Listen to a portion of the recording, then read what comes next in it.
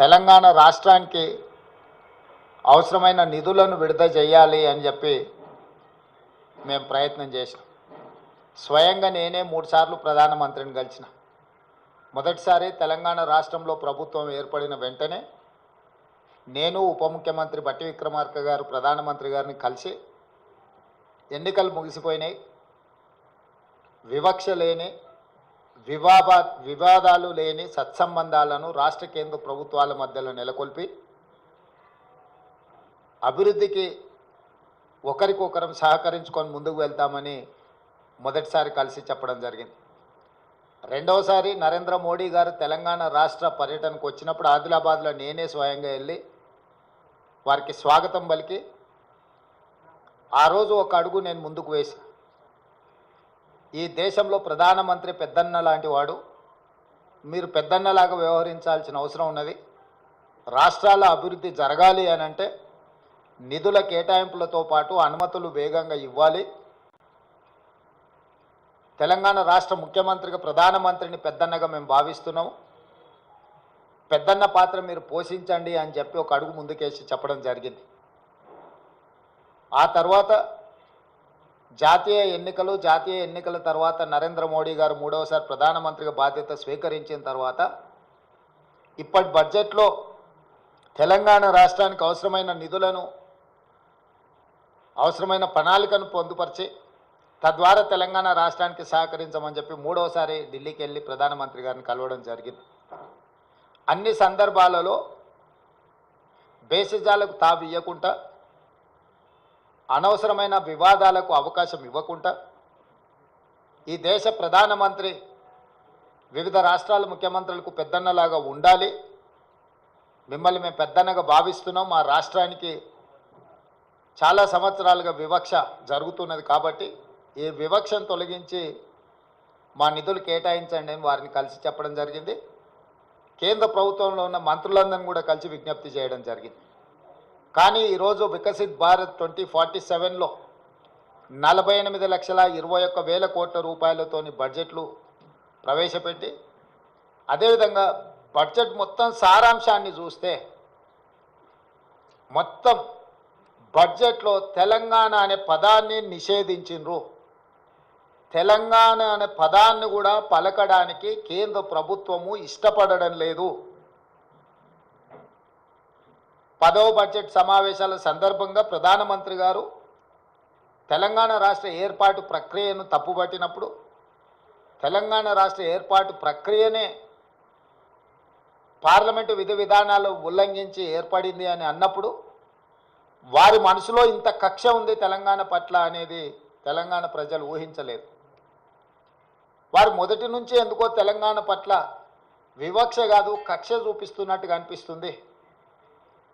గతంలో కేంద్రంలో ఉండే ప్రభుత్వాలకు ప్రతిపక్ష పార్టీలు అధికారంలో ఉన్న రాష్ట్రాల పట్ల వివక్ష చూపిస్తారని చర్చ జరిగితే అది ఎట్లుంటుందో మాకు అర్థం కాలేదు. కానీ ఇప్పుడు నరేంద్ర మోడీ గారి ప్రభుత్వము వివక్ష కాదు కక్షాపూరితంగా తెలంగాణ ప్రజల పట్ల వ్యవహరించింది అని చెప్పి స్పష్టంగా మా ప్రభుత్వం భావిస్తున్నది.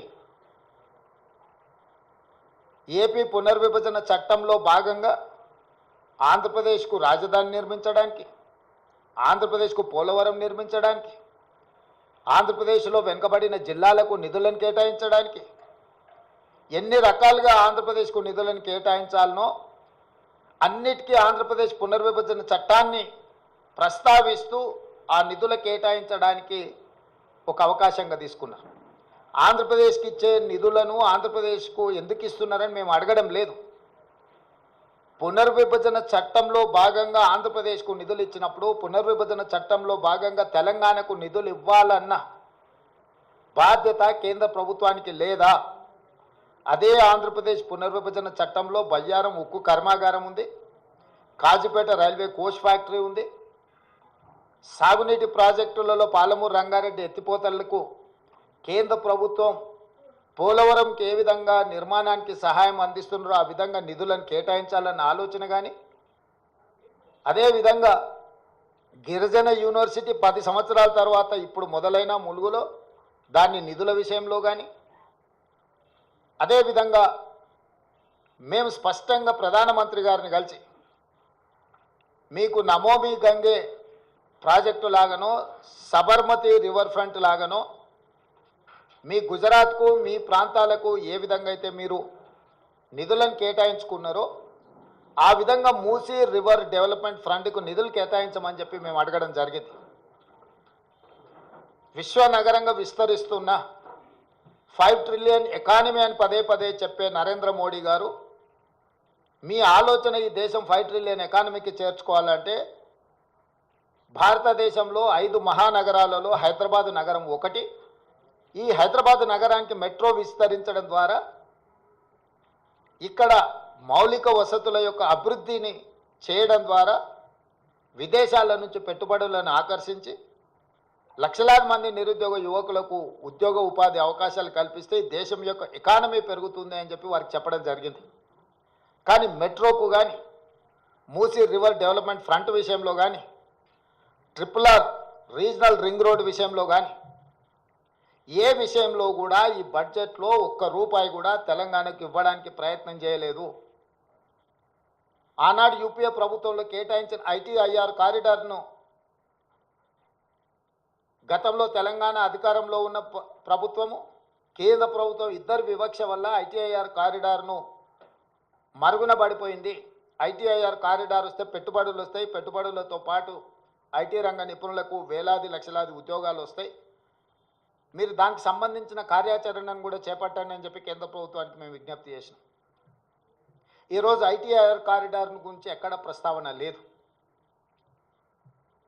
ఈరోజు రైతులను ఆదుకోవడానికి ఒక ప్రత్యేక కార్యాచరణ ఏది తెలంగాణ రాష్ట్రానికి ఇవ్వలేదు.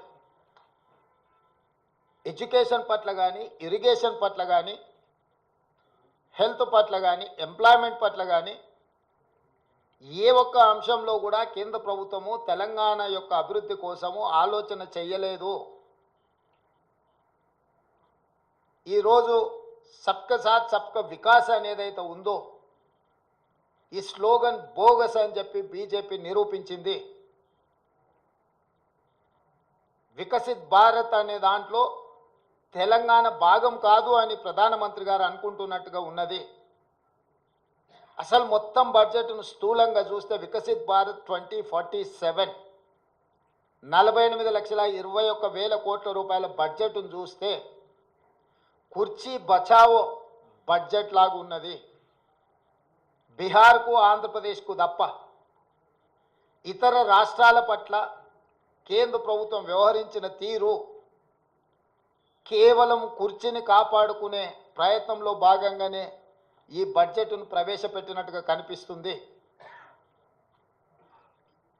ఇది ఏ రకంగా కూడా ప్రధానమంత్రి గారికి గౌరవాన్ని తెచ్చిపెట్టదు. ఇంతటి వివక్ష, ఇంతటి కక్షాపూరితమైన వ్యవహారం ఎప్పుడూ జరగలేదు. తెలంగాణ రాష్ట్రము, తెలంగాణ ప్రజలు 8 పార్లమెంట్ స్థానాలు 35% ఓట్లు బీజేపీకి ఇచ్చిండ్రు. తెలంగాణ ప్రజలు ఎలాంటి వివక్ష బీజేపీ పట్ల చూపించలేదు. తెలంగాణ ప్రజల యొక్క నిర్ణయం వల్ల ఈరోజు నరేంద్ర మోడీ గారు ప్రధానమంత్రిగా కుర్చీలో కూర్చున్నారు. 8 సీట్లను తెలంగాణ రాష్ట్రం నుంచి గెలిపిస్తే కృతజ్ఞత చూపించాల్సిన బీజేపీ కేంద్ర ప్రభుత్వం నరేంద్ర మోడీ గారు తెలంగాణ పట్ల కక్షాపూరితంగా వ్యవహరించిండ్రు. ఎన్నికల కంటే ముందు నేను పదే పదే చెప్పిన ఓట్లు సీట్లు మాత్రమే తెలంగాణ నుంచి కావాలి, కానీ తెలంగాణ ఆత్మగౌరవం పట్ల కేంద్ర ప్రభుత్వానికి ఎలాంటి పట్టింపు లేదు అని. ఈరోజు అదే విధంగా కేంద్ర ప్రభుత్వం వ్యవహరించింది. కేంద్ర మంత్రిగా ఉన్న కిషన్ రెడ్డి గారు ఈరోజు తెలంగాణ ప్రజలకు సమాధానం చెప్పాలి. బీజేపీ అధ్యక్షుడిగా నరేంద్ర మోడీ గారి మంత్రివర్గంలో యూనియన్ క్యాబినెట్ మినిస్టర్గా కిషన్ రెడ్డి గారు బాధ్యత వహించాలి. తెలంగాణకు జరిగిన అన్యాయానికి తెలంగాణ ప్రజలకు క్షమాపణ చెప్పి తక్షణమే మోడీ మంత్రివర్గం నుంచి తప్పుకోవాలి కిషన్ రెడ్డి గారు. ఇంతటి వివక్ష ఎప్పుడూ జరగలేదు. కేవలం కుర్చీ కోసం మౌనంగా ఉండడం ఇది సమంజసం కాదు. కిషన్ రెడ్డి గారు ఈరోజు తెలంగాణకు బయ్యారం ఉక్కు కర్మాగారం, Kazipet railway coach factory, IIM, ప్రతి రాష్ట్రంలో ఐఐఎం ఉంది.